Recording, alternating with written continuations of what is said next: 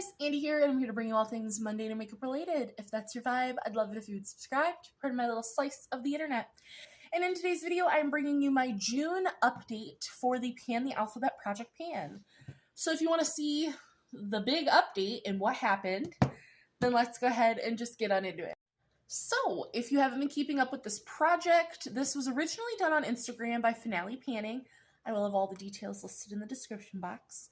And you just list your shadows in ABC order, starting obviously with the letter A. And you can either do a random number generator. I put all my shadows. It does take a hot second, but I like the bit of doing it. I put them all into tiny decisions and then I spin the wheel. So, the rules are you use the shadow 30 times or hit pan. You have to use it for 33 months or hit pan. And if you've met both of those goals without hitting pan, you can still move on. So, for the letter C, we were working on, from the Colourpop Mandalorian palette, it was the shade Clan of Two, which no longer even lives in this palette because I decluttered the shade in my Colourpop declutter, which hopefully you guys will see this month.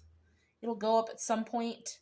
It was this center shade here. It was a green, like a brown to green flip.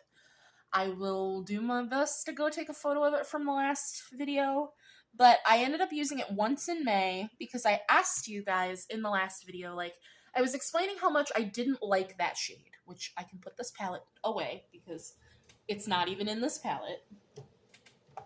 But in last month's video, I told you guys how much I was just not enjoying using that shade, how I didn't like it in the palette, and also, I'm working on this palette. This is the same exact shade, and this is a better formula of it because it's slightly brighter. That one was very dark. So on the 5th of May, after I got some feedback from you guys on last month's video, I decided to declutter it and roll for a new letter C shade. And I will put up what got rolled in right here. And so, that is from the Wicked Widow Lovesick palette, which I hadn't used before.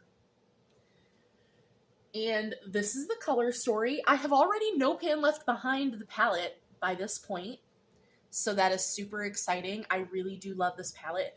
But the shade we are working on is this shade right here, Come Back Home. And I will do my best to take a close-up photo, but I'm working on this, is it this one? Yeah, this corner. That's where I'm like focusing my brush. And I can see brush marks in there. I have used it so far 3 times in the month of May. I'm on par for my mattes to take 10 to 12 uses to hit pan. But this is quite a powdery shade. And I've currently been using a fluffy-ish brush. Like, it's semi-small, but it's still a fluffy brush.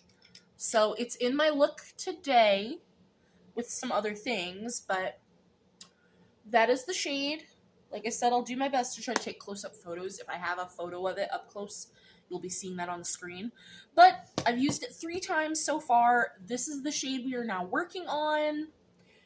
And I hope you guys are more excited. I'm definitely more excited working on this. One, I just think I'm more excited working on mattes in this project because I have my Armageddon project pan where I'm working on shimmers anyway. I kind of don't want to use this project to work on shimmers. So I'm thinking maybe going forward, I'll only put matte shadows in the wheel. But we'll see. I will always just see what rolls in. But that is going to do it for my June update, and I will see you in the next one. Bye, guys.